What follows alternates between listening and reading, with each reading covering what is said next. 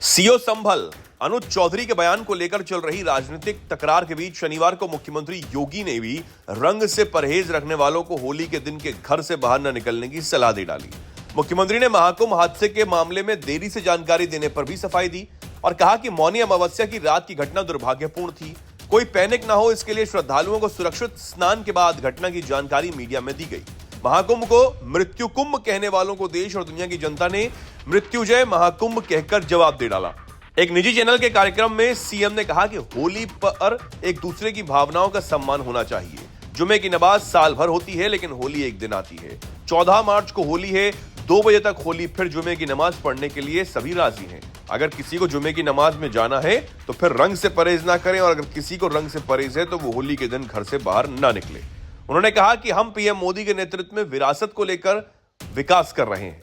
5000 साल पहले रचे गए पुराणों में संभल का जिक्र है। वहां के तीर्थों को कब्जा करके नष्ट किया गया। अब न्यायालय के आदेश पर एएसआई सर्वे कर रही है, सच्चाई सामने आ रही है। अयोध्या काशी के बाद मथुरा की बारी वाले बयान को लेकर कहा कि अयोध्या और काशी में अच्छी व्यवस्थाओं के चलते भीड़ मैनेज हो जाती है। इसके मद्देनजर ब्रज क्षेत्र का भी विकास जरूरी है, जिससे भक्तों की भीड़ को अच्छे मैनेज किया जा सके।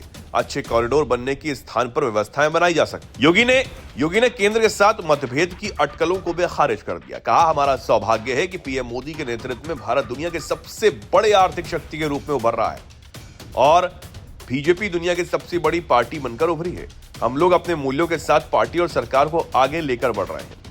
वहीं इससे पहले यूपी सीएम योगी आदित्यनाथ ने दो टूक शब्दों में कहा, नायक तो महाराणा प्रताप, छत्रपति शिवाजी महाराज और गुरु गोविंद सिंह है।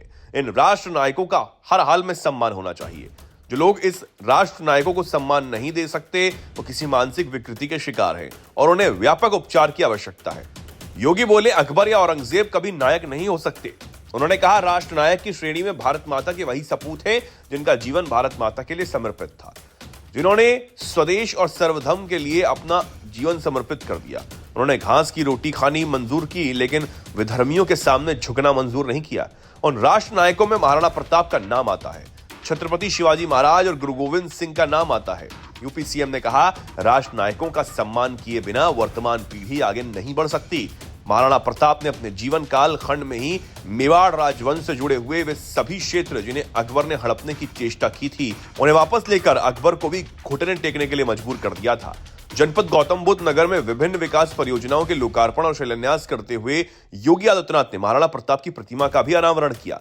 योगी ने कहा, स्वदेश और सर्वधर्म के प्रति समर्पण का क्या भाव होना चाहिए, इसका उदाहरण महाराणा प्रताप के व्यक्तित्व और कृतित्व में हमें प्राप्त होता है। उन्होंने स्वाभिमान और सर्वधर्म के लिए अपना पूरा जीवन समर्पित किया। आज भी कोई चित्तौड़गढ़ जाता है तो पूरा देश हल्दी घाटी की माटी को तीर्थ के रूप में सम्मानित करता है। महाराणा तो नायक है ही, उनका घोड़ा चेतक भी हम सबके लिए एक नई प्रेरणा छोड़ के गया है। यह है भारत का इतिहास और यह भारत के अंदर ही हो सकता है।